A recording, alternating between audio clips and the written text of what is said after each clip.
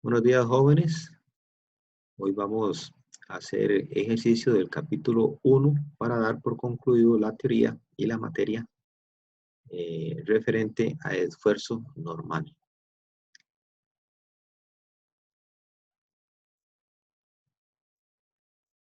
Ok, aquí tenemos, hacemos esto más grande. Okay. Aquí tenemos un ejercicio de capítulo 1 que tiene que ver con diseño referente a esfuerzo normal o esfuerzo axial. Ok, vamos a ver. Vamos a bajar un poquito esto acá. Muy bien. Aquí lo que vamos a poner en práctica para reforzar los conceptos es ver el concepto de esfuerzo axial o de esfuerzo normal, que tiene que ver con la fuerza que se aplica en un elemento recto, ¿verdad?, a lo largo del eje. Por eso se llama esfuerzo normal o esfuerzo axial, porque la fuerza que se aplicaba a lo largo del eje. Y repasar un poco también lo que se refiere a esfuerzo cortante en un elemento. En este caso, vamos a ver el esfuerzo cortante en los pasadores, o pernos, o pines, o remaches que se utilizan para sujetar elementos de una estructura. Ok, este es un examen viejo. Ustedes van a ver que el problema en sí no es tan difícil. Es, por decirlo así, es un regalo, ¿verdad? Lo que pasa es que sí tiene un concepto muy importante. Yo le llamo que es como una trampa, es una trampita, ¿verdad? Que lo que busca es evaluar el concepto de esfuerzo cortante y esfuerzo normal. Ok, vamos a leerlo. Dice, el eslabón BC tiene 6 milímetros de espesor y un ancho de 25. O sea, estamos hablando que es un elemento rectangular. Ahí ustedes ven en el dibujo cómo W da digamos, la cota o la distancia del ancho. Entonces tiene un ancho de 25 milímetros y un espesor de 6 milímetros. Está fabricado de un acero con una resistencia última a la tensión de 480 megapascales. Es un acero bastante fuerte, bastante duro. Los pasadores utilizados en A, aquí este punto, en B, acá, y en C, tienen un diámetro de 12 milímetros. Y están hechos de un acero con un esfuerzo cortante último de 360 megapascales. Un acero con esa capacidad es un acero bastante fuerte. Ok, aquí es importante, se requiere un factor de seguridad de 2.2.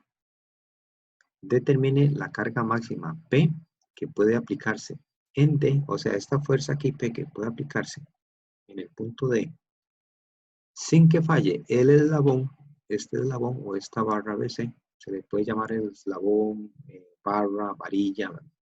Okay. Entonces, no falle el eslabón BC ni fallen los pasadores. Vea que dice los pasadores. Entonces, tenemos que analizar todos los pasadores de la estructura. Ok, entonces, lo primero que vamos a hacer, el famosísimo BSL. Ok, eso es lo primero que ustedes tienen que hacer. ¿En qué consistía? Bueno, muy sencillo. Es hacer el dibujo de la estructura, pero un dibujito sencillo. No tienen que volver a dibujar todo así a gran escala, ¿verdad? Ni con lujo de detalle. Pero lo importante es que ustedes coloquen las fuerzas externas, las reacciones que ustedes tienen, ¿verdad? En los apoyos. Ah, bueno, otra cosa importante también es saber identificar los apoyos que ustedes tienen y cuál es la cantidad de reacciones que se generan en cada apoyo. Entonces tenemos un apoyo en A, ahí tendríamos 2 reacciones, y tendríamos un apoyo en B, que ahí tendríamos 2 reacciones.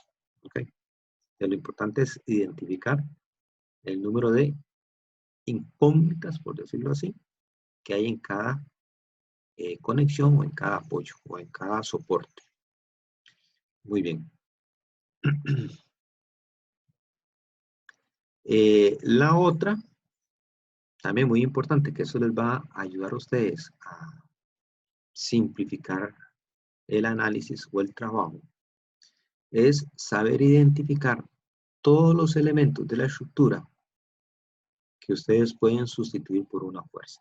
Y me refiero a los elementos de dos fuerzas. Por ejemplo, este elemento, el elemento BC, si se recuerdan un poquito de mecánica 1, hablábamos de elementos rectos de dos fuerzas, que eran que se aplicaban fuerzas en los extremos. Usted vea que el elemento BC está conectado aquí en B y está conectado aquí en C. Entonces son las únicas fuerzas que transmiten. Y la fuerza tiene que ir a lo largo de ese elemento. Entonces significa que ustedes saben que la fuerza que se transmite a lo largo de BC va en esta dirección, o sea, sobre la línea axial del eje. Entonces pueden eliminar el elemento BC y lo sustituyen por una sola fuerza. Ok, entonces, ahora sí, vámonos al diagrama de cuerpo libre. Ok, ahí ustedes tendrían el diagrama de cuerpo libre. Ve una línea recta, desde el punto A al punto D. Eso hace la base del elemento ACD. Ponen las reacciones, ahí estoy poniendo en el punto A una fuerza en X, una fuerza en Y. La dirección no importa, ustedes asumen la dirección para donde ustedes quieran. ¿Ok? Siempre yo trato de hacer el diagrama de cuerpo libre tratando de equilibrar un poco las fuerzas externas con las reacciones. Hay veces que se logra, hay veces que no. Pero no se preocupen ustedes tanto en la dirección. Al final el signo negativo o positivo les va a indicar si la dirección que se supuso en un principio está bien o no. Ok, entonces este es nuestro diagrama de cuerpo libre. ¿Qué ponemos en el diagrama de cuerpo libre? Bueno, es un dibujo sencillo, ¿no? Las reacciones, las fuerzas externas. Y vean aquí cómo el elemento BC yo lo sustituyo por una fuerza. Esta sería la fuerza, bueno, yo la identifiqué como la fuerza BC. La fuerza BC es la fuerza que está actuando sobre el elemento. Y vea la dirección, es hacia arriba. ¿Qué significa eso? Que el elemento BC está en tensión. ¿Okay? Bueno, otros cálculos que ustedes pueden hacer ahí son cálculos geométricos. Ahí ustedes calculan, bueno, yo ahí identifiqué un triángulo grande. ¿Okay? Y ahí identifiqué primeramente un ángulo cita. Vean que también están las dimensiones, es importante colocar las dimensiones. Y con ese ángulo cita yo calculé, ¿verdad?, el valor de cita, 36,87. Pueden redondearlo a 36,9, no hay ningún problema. No pueden redondearlo a 37. Ok, si ya ustedes redondean aquí a 37, están haciendo un mal uso, primero de redondeo y después de uso de cifras significativas. Entonces, 36,9 está bien. Si lo quieren trabajar un poquito más, 36,87. Pero 36,9 está bien. Ok, si ustedes se fijan bien en el enunciado, este ángulo aquí es un ángulo de 90 grados. Eso ayuda a montones en los cálculos. Entonces, se forman ángulos o triangulitos rectos en un montón de partes. Entonces, aquí se calcula beta. Vamos a trasladar, aquí hay zeta. Este es un ángulo recto. También ustedes pueden obtener otro ángulo recto. Entonces, van trasladando, ¿verdad?, en los ángulos rectos por pura trigonometría, pura observación. ¿Verdad? Y aquí ustedes obtienen cuánto vale beta. Bueno, y beta vale 53,13 grados. Lo pueden trabajar como 53,1.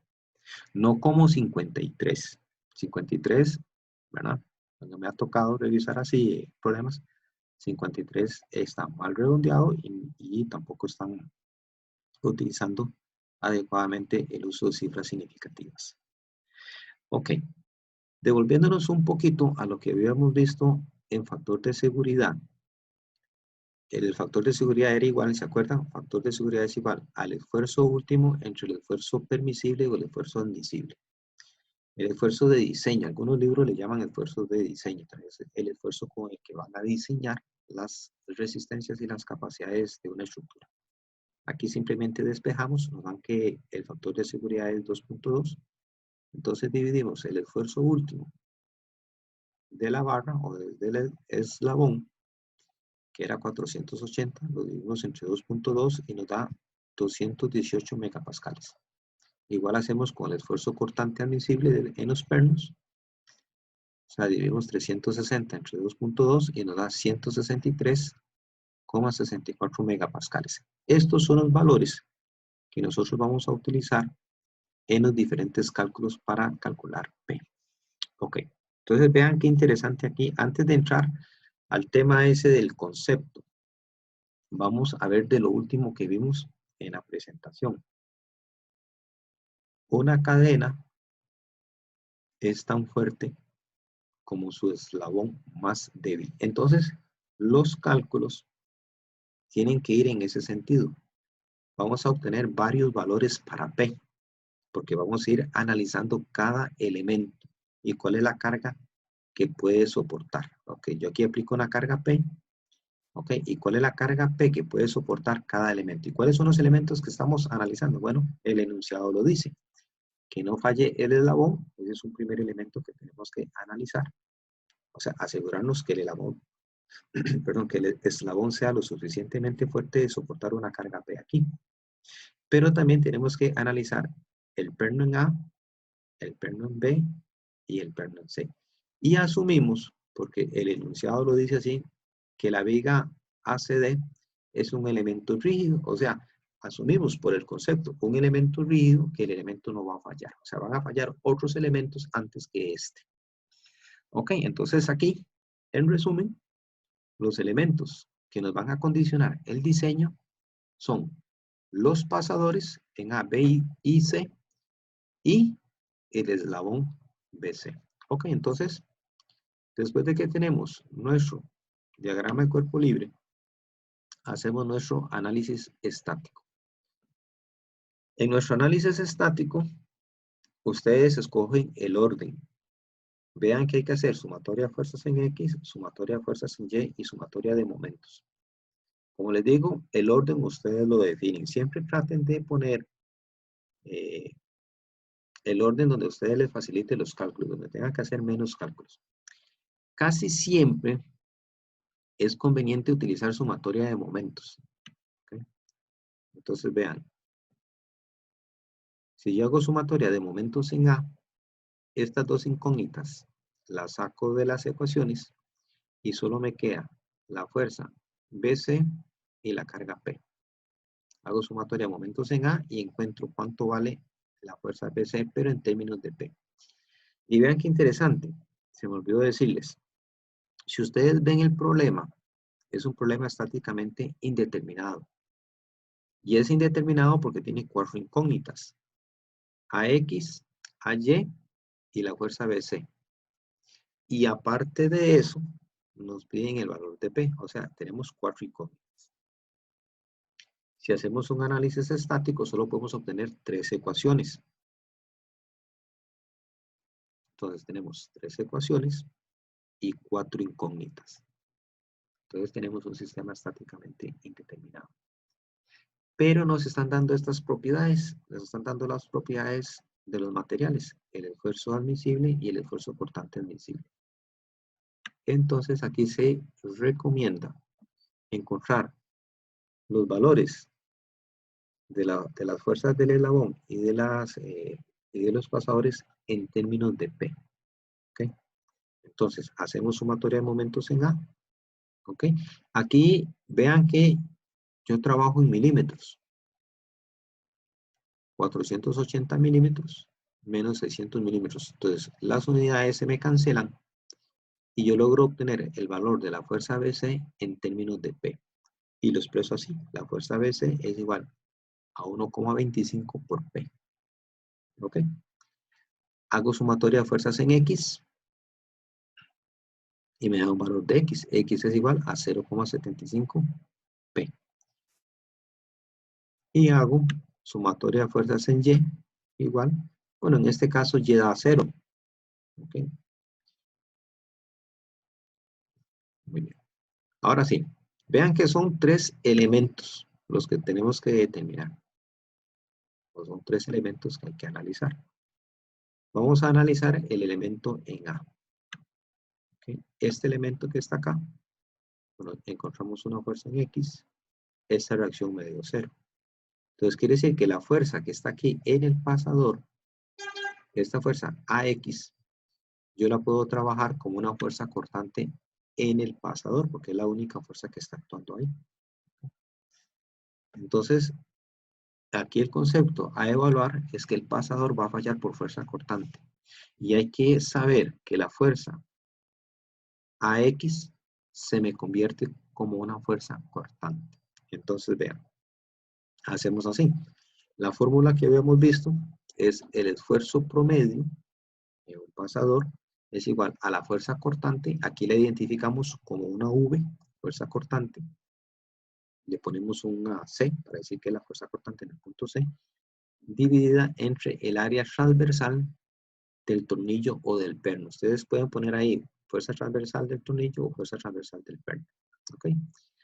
O del pasador o del pin, ¿verdad? Remache, etcétera, etcétera. Aquí calculamos el área del pasador. ¿Ok? Y nos da 1,131 por 10 a la menos 4 metros al cuadrado. Entonces vean qué interesante. Nosotros lo expresamos así. Entonces, el esfuerzo cortante es igual a la fuerza cortante en el pasador C, que es AX, dividido entre el área del pasador. Y eso lo igualamos a la fuerza permisible. Aquí teníamos la fuerza permisible ya con el factor de seguridad. Pero vean que AX a nosotros nos dio 0,75 P. Entonces, ya no ponemos AX, sino que ponemos este valor de 0,75 por P, como mi valor cortante, de fuerza cortante en C. Y ahí despejo, hago el cálculo, ¿verdad? Despejo P, y P me va a dar 24,7 kilonewtons. Entonces, ¿qué significa eso? Ahí yo tendría el primer valor para P. ¿Qué significa ese 24,7 kilonewtons? De acuerdo a mis análisis, si yo pongo aquí una fuerza de 24,7 kilonewtons, esta fuerza de 24 haría que este elemento falle. O sea, el pasador en A, perdón, el pasador en A va a fallar. ¿Ok? El pasador en A va a fallar si aplico una carga P de 24,7. ¿Ok? Aquí no es C, aquí es A, esfuerzo cortante en A. Hay que corregirlo ahí. Lo corregí aquí arriba. Y aquí entonces la fuerza cortante en A, ¿verdad? Y tenemos una carga de 24,7. O sea, ese es mi primer valor que voy a obtener para saber cuál es la carga P que puedo aplicar para que falle el pasador en A. O sea, ya tenemos uno de los demás elementos. Hay que seguir el análisis. ¿Okay? Entonces ahí le podemos poner P1, por ejemplo. Ese es mi primer valor, P1. Profe, Ajá. una pregunta, si tuviera una fuerza pues en el eje Y en A, tendría que contar esa fuerza de A, o sea, de A sub Y para la fuerza cortante que utiliza ahí. Ok, excelente pregunta. Vamos a suponer que aquí no nos da 0. Aquí nos da otro valor. ¿Ok? Entonces, vean que tengo AX y AY.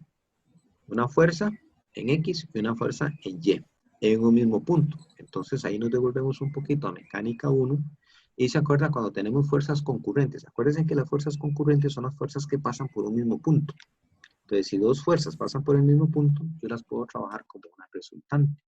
Entonces, en el caso de que AY no fuera 0, yo tendría que calcular la resultante en A. ¿Cómo lo hago? Bueno, AX al cuadrado, bueno, la raíz, ¿verdad? La raíz de AX al cuadrado más AY al cuadrado. Y trabajaría con ese valor como resultante, ¿verdad? Como cortante en el punto A. Gracias. Ok, excelente. Si alguien más tiene alguna consulta, pregunta, adelante, ¿verdad? Con toda confianza. Ok, ya analizamos el pasador en A. Ok, vamos a analizar los pasadores en B y C. Ok. Igual ahí, el problema dice que todos los pasadores son iguales, son del mismo material, ¿verdad? Tienen el mismo diámetro. Hay problemas que no lo dicen así, hay problemas que hay que tener cuidado, hay problemas donde Tal vez un pasador en algún punto dado tiene un diámetro diferente. Entonces hay que tener cuidado con lo que se dice. Pero en este caso, todos los pasadores son iguales. Entonces el área transversal del pasador o del pin va a ser el mismo. Ok. Y vean que en el pasador, en B y C, o sea, el pasador que está aquí en C y el pasador que está aquí en B, es el pasador que une el elemento BC. Entonces, el elemento BC está sujeto bajo esta fuerza.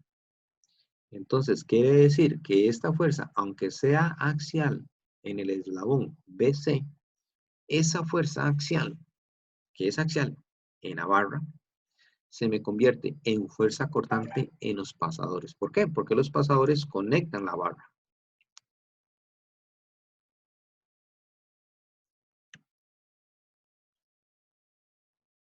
Ok, entonces, para los pasadores B y C, la fuerza cortante, ¿cuál va a ser? Va a ser la fuerza axial. Entonces, la fuerza axial en el eslabón BC se me convierte en la fuerza cortante BC. Entonces, trabajo con este valor, porque a mí me había dado que BC es igual a 1,25P. Entonces, esa es la fuerza cortante que yo voy a utilizar. Y utilizo exactamente el mismo procedimiento. Digo que la fuerza cortante en los pasadores B y C es igual a la fuerza cortante B y C entre el área del pasador. Solo que aquí esta fuerza, ¿verdad? Yo la sustituyo por esta 1,25. Y despejo un nuevo valor para P. Entonces digo, el área transversal del pasador por el esfuerzo cortante de los pasadores entre 1,25. Y eso da 14,8 kilonewtons. Entonces, quiere decir que si yo aplico una carga de 14,8 kilonewtons, bueno, en este caso, aquí la cifra comienza con 1. Entonces, tenemos que usar 4 cifras significativas. Entonces, este 6 me redondea a este 0, 14,81. Entonces, una carga de 14,81 haría que los pasadores en B y C vayan a fallar. Entonces, vean qué interesante. Esta va a ser mi P2. Ya calculamos un P1 y aquí tenemos un P2. Entonces, ya tenemos dos valores posibles para P. Ok, entonces tenemos un valor de 14,81. Eso es la carga. Vamos para arriba.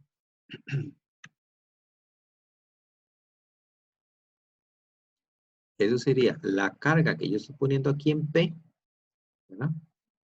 O sea, 14,81 kilonewtons. Y haría que el pasador en B o el pasador en C vayan a fallar. ¿Okay? Ahora vamos a analizar la barra BC. Ahí está la otra parte conceptual. La barra BC o el eslabón BC va a fallar por fuerza axial, o sea, por esfuerzo normal.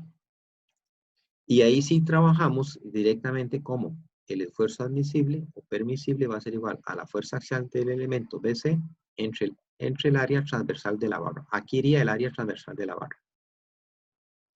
Entonces sería 6 milímetros por 25 milímetros, me da 1,5 por 10 a la menos 4 metros cuadrados. Y aquí lo que hago es simplemente despejar nuevamente, ¿verdad? Estoy igualando, o sea, este valor lo igualo a eso. Entonces lo que hago es despejar el valor de P. El área pasa a multiplicar y el 1,25 pasa a dividir. Ok, aquí despejo. Y encuentro un tercer valor para P, o sea, un P3. Quiere decir que si yo aplico una carga de 26,18, ahí lo podemos redondear a 26,2 kilonewtons, entonces ya el eslabón BC va a fallar. Entonces vean los valores que tenemos. P1, que nos dio 24, P2, que nos dio 14, y P3, que nos dio 26. Entonces ya tenemos 3 valores posibles. Entonces, ojo la pregunta. Determine la carga máxima P que podemos aplicar. Y aquí está la trampita que yo les decía. ¿Cuál es la carga máxima que nosotros podemos aplicar? Y hay que tener cuidado. Porque tenemos que hacer referencia a lo que les decía la vez pasada. Al criterio de la cadena o a la regla de la cadena. No sé cómo es que la llaman, ¿verdad? Que una cadena es tan fuerte como su eslabón más débil. Entonces, en este caso, yo les voy a hacer una pregunta a ustedes. ¿Cuál sería el eslabón más débil en esta estructura?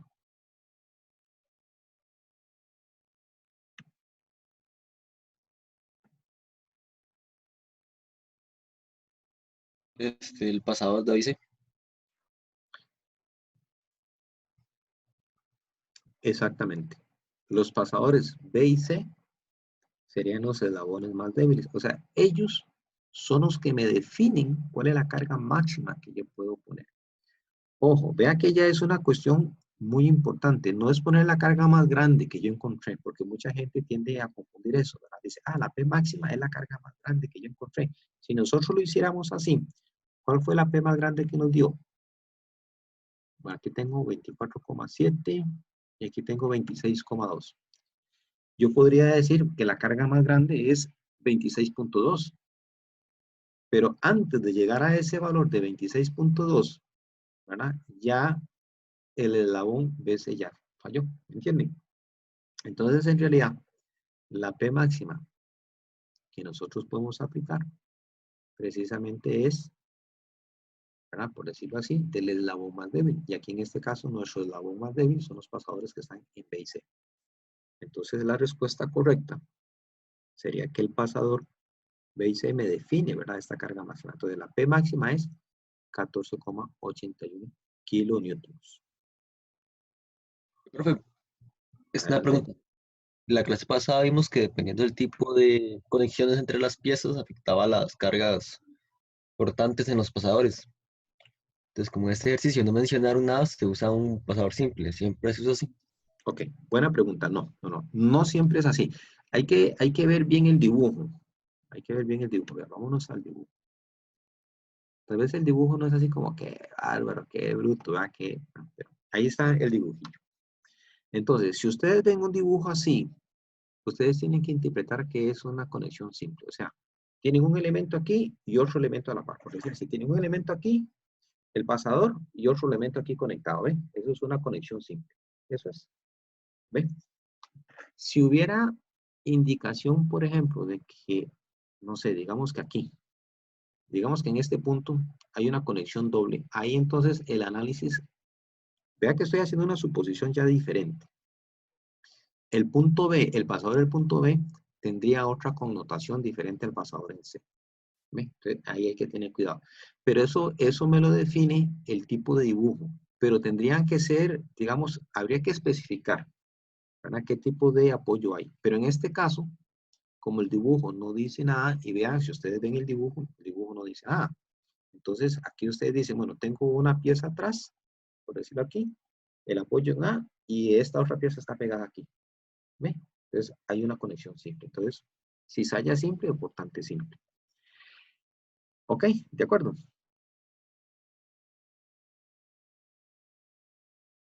¿Preguntas, chicos? ¿Le quedó claro quién fue el que hizo la pregunta? Sí, gracias. Ok, excelente. ¿Alguna otra dudita ahí, compañeros y compañeras?